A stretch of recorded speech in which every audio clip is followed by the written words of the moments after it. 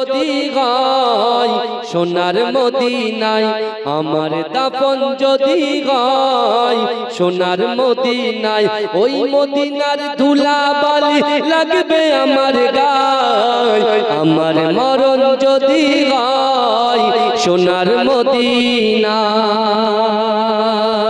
কত হাজি কেঁদে কেঁদে বলে দয়াময় মওত আমার হয় যেন নবী যে তারায় কত হাজি কেঁদে কেঁদে বলে দয়াময় মওত আমার হয় যেন নবী যে তারায় তার সুপারিশ পেলে পরে তার সুপারিশ পেলে পরে জান্নাত নসিব হয় আমার মরণ যদি হয় সোনার মদিনায় আমার দাফন যদি হয় সোনার মদিনায় রওজা নবীর দেখলে পরে প্রাণটা ভরে যায় নয়ন যুগল অশ্রুজরে পলক ভিজে যায় রওজা নবীর দেখলে পরে প্রাণটা ভরে যায় নয়ন যুগল অশ্রুজরে পলক ভিজে যায় মনে আমার আশা জাগে মনে আমার আশা জাগে দিদার যেন হয় আমার মরণ যদি হয় সোনার মদিনায় আমার দাফন যদি হয় সোনার মদিনায় ওই মদিনার ধুলাবালি লাগবে আমার গায় আমার মরণ যদি হয় সোনার মদিনায়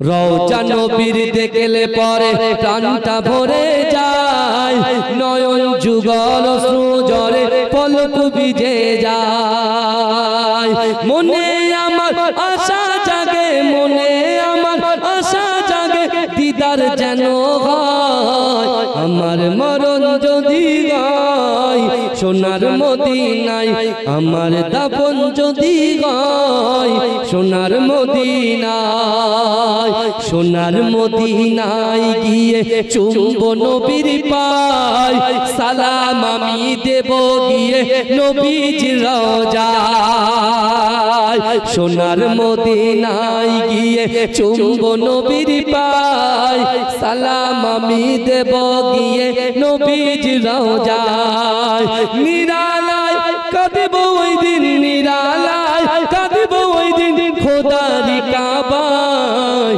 আমার মরণ যদি হয় সোনার মদিনায় আমার দাফন যদি হয় সোনার মদিনায় আল্লাহুম্মা সাল্লি আলা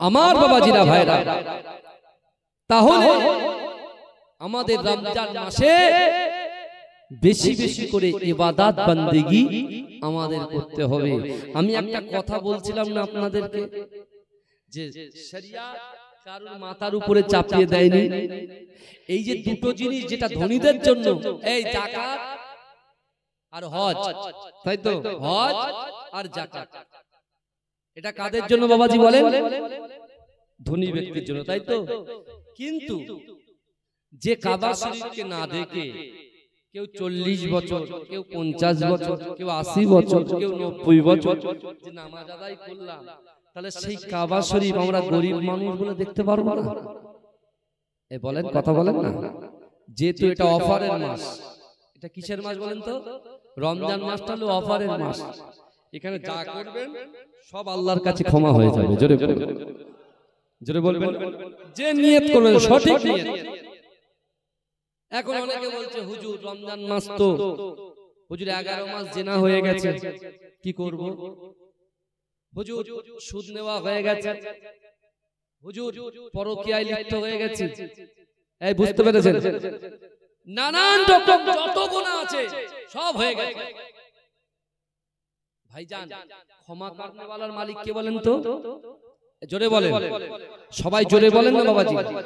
আমি প্রথম থেকে চুপচুপ আস্তে আস্তে কথা বলছি। আমি যদি আস্তে আস্তে কথা বলি আপনারা কিছু বলবেন?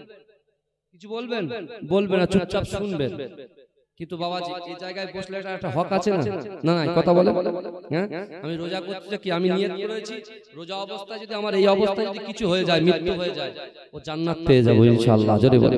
তা আপনি একটু জোরে সুবহানাল্লাহ বলেন, গলাটা বসে যাবে ঠিকই, কিন্তু এক ধাপ এগিয়ে যাবেন জান্নাতের দিকে। তাকবীর তোলেন, নারে তাকবীর। হ্যাঁ, এই বাগের মতো আওয়াজটা করে। দেখতে পাচ্ছেন না চারিদিকে মুসলমানদের কোণঠাসা করার চেষ্টা করছে। আর মুসলমান যদি ভাই ভাই দ্বন্দ্ব করে জমি জায়গা নিয়ে মারামারি করে, সেই যে চাষা জমি চাষ না করলে কে দখল করে? আগাছা দখল করে। এটা দখল চলছে, বুঝতে পারছেন না? মসজিদ ঢেকে দিচ্ছে। জিন্দেগিতে শুনেছেন মসজিদ ঢাকার কথা? এই কথা বলেন। বিহারে, উড়িষ্যা, ওইদিকে আর ওইদিকে আপনার কি করছে? মসজিদ ঢেকে দিচ্ছে। কিন্তু আমার ভাইরা, আমরা কোনদিন মন্দিরকে ডেকেছি? কথা বলেন। আমরা প্রত্যেকটা ধর্মকে স্যালুট করি, সম্মান করি, বুঝতে পারছেন না? হিন্দু ভাইদের ধর্ম তাদের কাছে, মুসলমানদের ধর্ম তাদের কাছে। সামনে মসজিদ আছে, মাদ্রাসা আছে, মন্দিরও আছে। আমরা মাদ্রাসাকেও লক্ষ্য রাখবো, মসজিদকেও লক্ষ্য রাখবো, মন্দিরটাকেও লক্ষ্য রাখবো। আমরা চৌকি দেবো, তাই তো নাকি? এখন সব উল্টো করে দিচ্ছে। কারণ ভয় তো নেতাকে করছে, ভয় তো নেত্রীকে করছে। কথা বলে। আল্লাহর কোরআনকে তো মান্যতা দিচ্ছি না। হে মুসলমান ঘরের ছেলেরা, পবিত্র মাহে রমজানে কোরআন আল্লাহ নাযিল করেছে। আর সেই কোরআনে আল্লাহ বলে দিয়েছে, যুবক, এ রানানগরের যুবকেরা, এ সারা বিশ্বের মুসলমানরা, তোরা কাকে ভয় করবি? আমি আল্লাহ কোরআনে জানাই, ইয়া আইয়ুহাল্লাযীনা আমানুত্তাকুল্লাহ, হে আমার বিশ্বাসী ইমানদার বান্দারা, ওয়াত্তাকুল্লাহ, আমি আল্লাহকে ভয় করবি। জোরে বলে। কাকে ভয় করতে হবে? আল্লাহকে। আল্লাহকে ভয় করতে হবে। আমরা কাকে করছি ভাই বলেন না? মোহাব্বত, বয়ফ্রেন্ড গার্লফ্রেন্ড কে মোহাব্বত করব, তাই না? এই রমজান মাসে আল্লাহ কোরআন নাযিল করেছে। সেই কোরআনে আল্লাহ পাক রব্বুল আলামিন বলছেন, কুল ইন কুনতুম তুহিব্বুনাল্লাহ ফাত্তাবিউনি ইউহিব্বুকুমুল্লাহ। আল্লাহ বলছে, হাবিব, আপনার উম্মত উম্মতি আমার বান্দা বান্দীকে জানিয়ে দেন, আমি আল্লাহকে যারা ভালোবাসতে চায়, আমাকে ভালোবাসার আগে আপনাকে যেন ভালোবাসে। আপনি তাকে বিশ্ব নবী মুস্তাফা। জোরে বলে, জোরে বলবেন।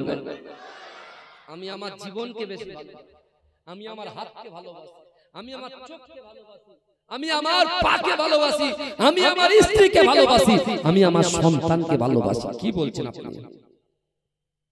কিন্তু সত্যিকারের মুমিন, সত্যিকারের মুসলমান তো সে, তার সন্তান, তার পুত্র, তার কন্যা, তার বাপ, তার মা, তার দাদা, তার দাদি, তার পাড়োশি, তার অর্থ, তার সম্পদ, তার ব্যবসা, তার বাণিজ্য, সকলের থেকে বেশি রাসূলুল্লাহকে মহব্বত করতে হবে। তাহলে আমি আপনি ঈমানদার। এই দেখেন, ভয় করতে হবে আল্লাহকে আর মহব্বত করতে হবে রাসূলুল্লাহকে। জোরে বলে।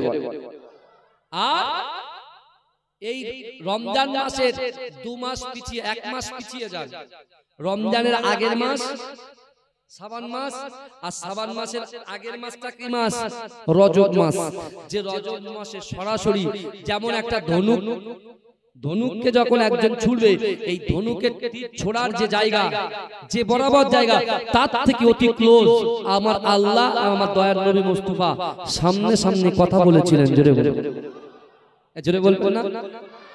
জান্নাত জাহান্নামকে আমার রাসূলুল্লাহকে দেখানো হয়েছিল। হাউজে কাউসারের পানি কোথায় থাকবে, মিজান পাল্লাটা কোথায় থাকবে, এই যুবক ভালো করে শুনেন।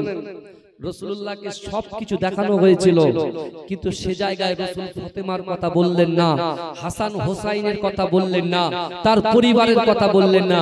রাসূল আমার আল্লাহর দরবারে উম্মতের কথা বললেন, যে আমার উম্মতের কি হবে। জোরে বলেন, জোরে বলবেন না? সেই রাসূল তো রমজানের প্রচার করেছে, রোজা রাখো, রোজা রাখো, রোজা রাখো, রোজা রাখো, রোজা রাখো। আজকে সেই রাসূলের উম্মত হয়ে 11 মাস ঠেসে খেয়েছি।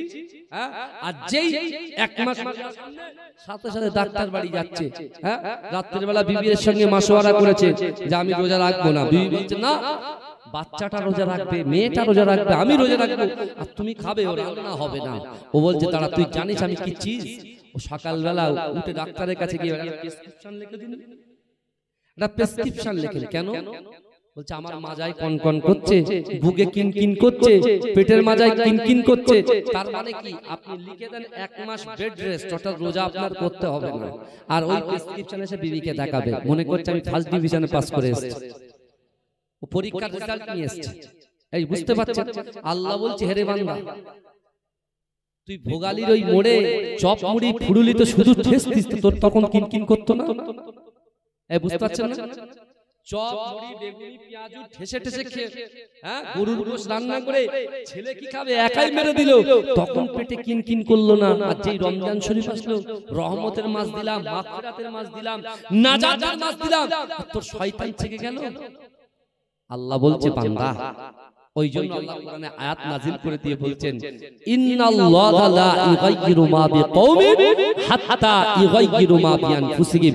আল্লাহ বলছে ও বান্দা, যে জাত যে কওম নিজে পরিবর্তন হবার চেষ্টা করে না, আমি আল্লাহ ওই জাতি ওই কওমকে কখনোর জন্য পরিবর্তন ঘটাই। এই শুনছেন? তাহলে আপনি যদি পরিবর্তন না হন, আপনি 11 মাস খেয়েছেন, একটা মাস রোজা অবস্থায় মৃত্যুবরণ করবেন না। আপনার কি জান্নাতি মৃত্যু হওয়া বরণ করার শখ নাই আমাদের? কথা বলেন না। এই শহীদি মৃত্যুবরণ হওয়ার শখ নাই আমাদের? কথা বলেন না। যদি শখ থাকে, যতই কষ্ট হয় আপনি চেষ্টা রাখুন না, দেখবেন আপনি রোজদার হয়ে যাবেন। আমার ভাইরা, আমি যে কথা বলছিলাম, তাহলে যারা বড় লোক ধনী ব্যক্তি তারা এখন উমরায় গিয়ে চলে গেছে, উমরায় আছে। এই বুঝতে পেরেছেন? 2 লক্ষ টাকা খরচা, কিন্তু রমজান মাসে উমরায় গেলে 2 লক্ষ টাকা খরচা। এখন অসহায় দুর্গত এতিম বেওয়া প্রচুর গ্রামের লোক আছে, ওই টাকা যদি হাফাত করে তাদের দান করত, এই উমরায় গিয়েছে যতটা সওয়াব হতো তার থেকে ডবল সওয়াব এখানে পেয়ে যেত। জোরে বলে। তো আমরা বুঝি না, এখন এই ওয়াজ করলে বলে আমার বাড়ি হুজুর পার্সোনাল দাওয়াত ছিল, কেটে দে। চলবে না হুজুর, চলবে না। তো আল্লাহ কোরআনে বলছেন বান্দা, বিসমিল্লাহির রহমানির রহিম, আহাসিবান নাসু ওয়া ইতরাকু আইয়াকুলু আমান্না ওহুম লা ইফতানুন। আল্লাহ বলছে ও বান্দা, তোমরা যারা ঈমান এনেছো, তোমরা কি মনে করো আমি আল্লাহ তোমাদেরকে কি ছেড়ে দেব? ওহুম লা ইফতানুন, আমি আল্লাহ কি তোমাদের পরীক্ষা করব না? এই বুঝতে পারছেন না? অনেক গরীব তার মনে ইচ্ছা আছে সে রাসূলুল্লাহ সামনে গিয়ে সালাম দেবে, এই ইচ্ছা আছে না নাই? কথা বলে, এই কার কার ইচ্ছা আছে হাত তোলেন দিনি। মাশাআল্লাহ, দেখেন তাকবীর দেন, নারে তাকবীর, নারে তাকবীর, হাত নামান। আল্লাহ এই সকল মানুষকে হজে যাওয়ার তৌফিক দিন, বলুন আমিন। এতগুলো মানুষ, এর ভিতরে কিছু মানুষ আছে যাওয়ার ক্ষমতা রাখে, আবার কিছু মানুষ আছে যাওয়ার ক্ষমতা রাখে না, কিন্তু আমি তাদেরকে আমল দিয়ে যাচ্ছি। এই যারা ক্ষমতা রাখেন না তাদেরকে আমি আমল দিয়ে যাচ্ছি আর দলিলও দিয়ে যাচ্ছি, যার নাম আব্দুল্লাহ ইবনে জাকাবিয়া। আব্দুল্লাহ ইবনে জাকাবিয়া রাহমাতুল্লাহ আলাইহি রাসূলুল্লাহর আশিক ছিলেন। এই শুনছেন? রাসূলুল্লাহর আশিক ছিলেন, আল্লাহকে ভয় করতে, রাসূলকে মহব্বত করতে, আর নিজের অন্তরের কথা, মনের কথা, কষ্টের কথা, বেদনার কথা, ইচ্ছার কথা, আকাঙ্ক্ষার কথা, উদ্দেশ্যের কথা, নিয়তের কথা আল্লাহর সঙ্গে শেয়ার করতেন। জোরে বলুন, জোরে বলবেন না?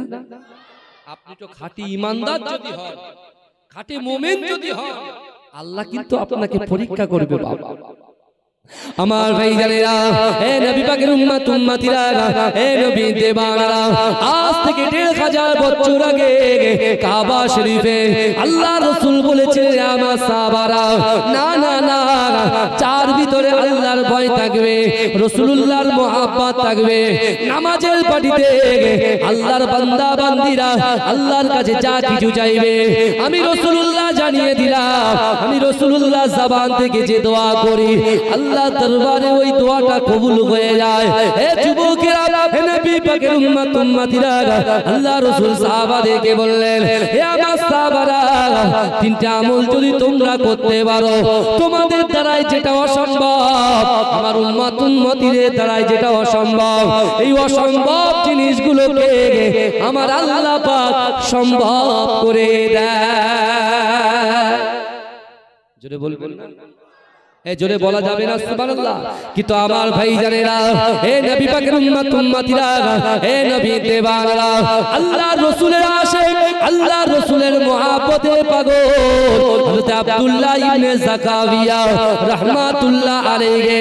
এ যুবকেরা, ইয়ামান দেশে বাড়ি, তার মনের ভিতরে খয়েশ আছে, ইচ্ছা আছে, আকাঙ্ক্ষা আছে। ওগো রব্বুল আলামিন আল্লাহ পাক যে কাবা শরীফকে না দেখে আমি আব্দুল্লাহ ইবনে যাকাবিয়া নামাজ আদায় করি, রাসূলুল্লাহর রওজা মুবারকে সামনে দাঁড়িয়ে দাঁড়িয়ে একটু সালাম দেব। অর্থ নাই, সম্পদ নাই, ইজ্জত নাই, বালা খারা নাই, জমিন নাই যে খরিদ করে আল্লাহ পাক বিক্রি করে আপনার রাসূলুল্লাহর রওজা মুবারকের সামনে গিয়ে সালাম দেব, এই ক্ষমতা আমি আব্দুল্লাহ ইবনে যাকাবিয়ার নাই। কিন্তু রব্বুল আলামিন আল্লাহ, আমার ইচ্ছা আছে, আমার আকাঙ্ক্ষা আছে, আমি রাসূলুল্লাহর দরবারে গিয়ে, রাসূলুল্লাহর দরবারের সামনে গিয়ে, রাসূলুল্লাহর রওজা মুবারকের সামনে গিয়ে দাঁড়িয়ে আমার দয়ার নবীকে সালাম দেব। জোরে বলেন। আল্লাহকে বলছে যে আল্লাহ আমাদের মালিক, যে আল্লাহ আমাদের খালিক, সে আল্লাহকে আব্দুল্লাহ ইবনে যাকাবিয়া বসে বসে বলছেন। জোরে বলুন। আমি এই কথাটা আজকে দিনে কেন বলছি? কারণ আমার এই মসজিদে সবচাইতে বেশি ভিড় যদি হয় রমজান মাসে, এই কথা ঠিক না ভুল? রমজান মাসে ফজরের ভিড়, জোহরে ভিড়, আসরে ভিড়, মাগরিবে ভিড়, ইশাতে ভিড়, তারাবি তো মাশাআল্লাহ প্রথম 2-4 দিন 5 দিন খুব ভিড়, মনে হচ্ছে জায়গা দেওয়া যাবে না, মসজিদ আরো এক কালা বাড়াতে হবে। যেই 4টে 5টা 6টা দেখছে, 1 কাতার 2 কাতার 3 কাতার 4 কাতার, ব্যাস আর বাড়ে না। কথা ঠিক বলছি না ভুল বলছি? এই কথা বলেন। শয়তান বাঁধা ছিল প্রথমে, শয়তান যে প্যাটেলে আমরা করি সাইকেল চালায় ভোগালী রাস্তা দিয়ে, এই কথা কুলতি লক গেটের ওই রাস্তা দিয়ে সাইকেল চালায়, তো রাস্তাও মাশাআল্লাহ এখন বলছে আমরা ভিআইপি। আগে হঠাৎ মঠাৎ করে যেত, বুঝতে পারছেন না?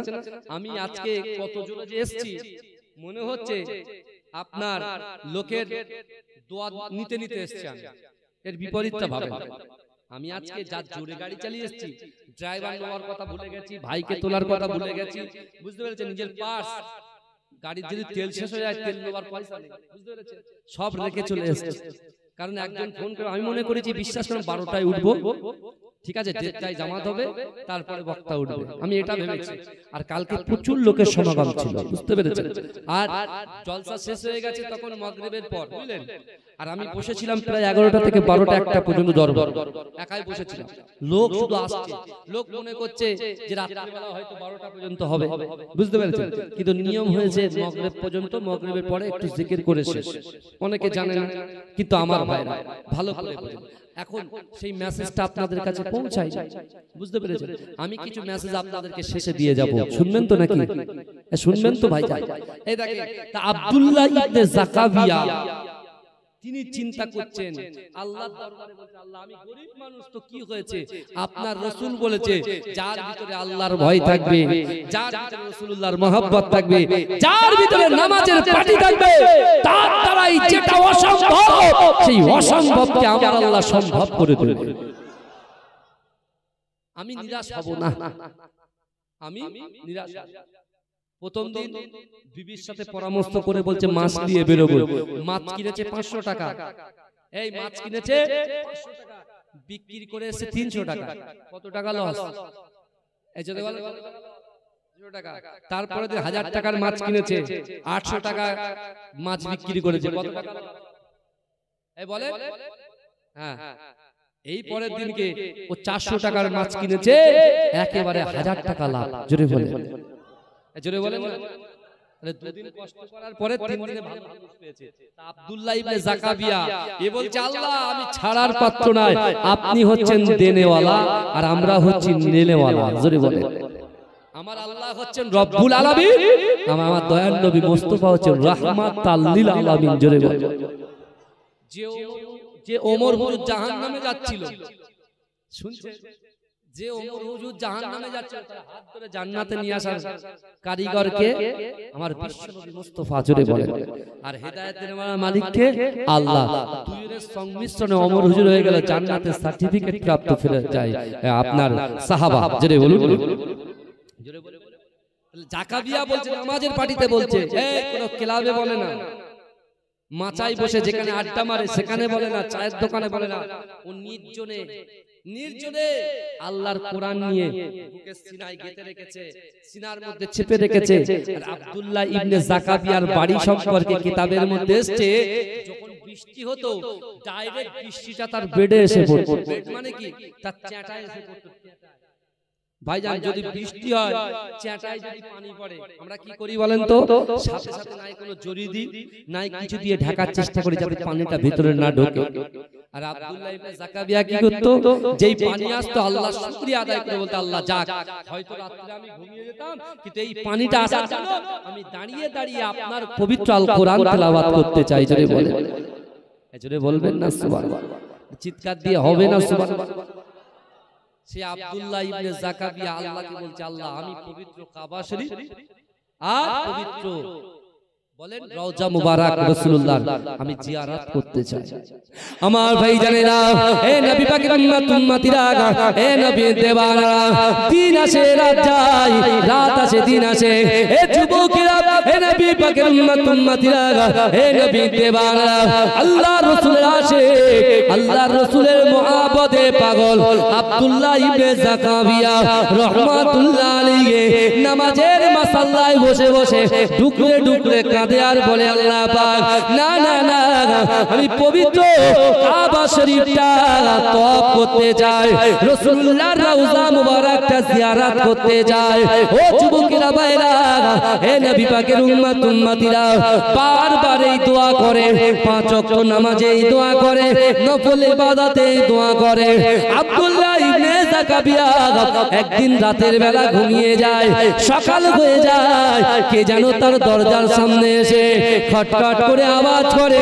আব্দুল্লাহ ইবনে জাকাবিয়া ঘরের দরজাটা যেই না খুললেন, কে যেন একজন মুসাফির ব্যক্তি এসে বললেন, হে আব্দুল্লাহ ইবনে জাকাবিয়া, তুমি তোমার বেডিং পত্র জামা কাপড় গুছিয়ে নাও, চলো চলো চলো চলো আমার সঙ্গে পবিত্র কাবা শরীফটা তওয়াফ করতে যেতে হবে।